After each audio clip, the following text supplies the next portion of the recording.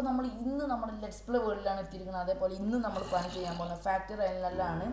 ഇന്നത്തെ എപ്പിസോഡോട് കൂടി ഈ ഒരു സാധനത്തിന് ഞാനൊരു തീരുമാനം ഉണ്ടാക്കിയെടുക്കും. കഴിഞ്ഞ 3 എപ്പിസോഡായി ഇന്നത്തെ തന്നെ കുറച്ച് പണി, നിങ്ങൾക്കും ബോറടിക്കുന്നുണ്ട്, എനിക്കും ബോറടിക്കുന്നുണ്ട്.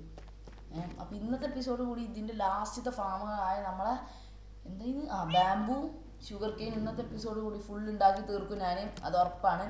പിന്നെ നമ്മൾ കഴിഞ്ഞ എപ്പിസോഡിൽ ഈ കാണുന്ന 2 ഫാം ഉണ്ടാക്കിയത്, ക്യാരറ്റും പൊട്ടാറ്റോയും.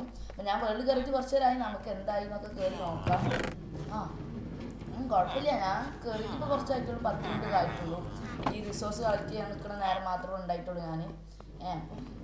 ലാഭമാണ്. ഞാൻ കഴിഞ്ഞ എപ്പിസോഡ് എടുത്തതിന് ശേഷം തന്നെ നിർത്തിക്കണം, അപ്പോൾ ലാഭമാണ്. അപ്പോൾ എന്തായാലും പോലെയും അതിൻ്റെയും കൂടെ ഒരു ചെറിയ ടൈം ലാപ്സ് കണ്ടിട്ട് പോയി വാടാ.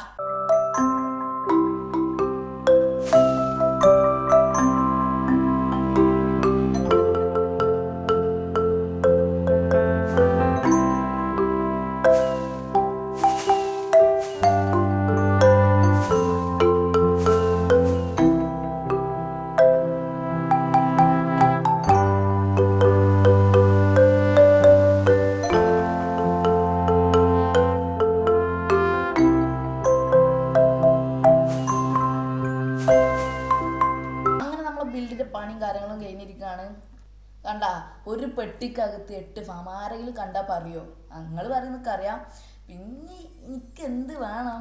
ഒന്നും വേണ്ട, നിങ്ങൾ ആ സബ്സ്ക്രൈബ് ബട്ടൺ ഒന്ന് അടിക്കുക, പിന്നെ സൈഡിലുള്ള ബെല്ലൈക്കണൊന്ന് അടിച്ചിട്ടൊന്ന് പവറാക്കിയേക്ക്, നമുക്ക് സെറ്റാക്കാന്ന്. കാര്യങ്ങൾ എങ്ങനെയെന്ന് പറഞ്ഞുതരാം. ഇതിലിപ്പോൾ ഉള്ളത് എന്താണ്, നമ്മുടെ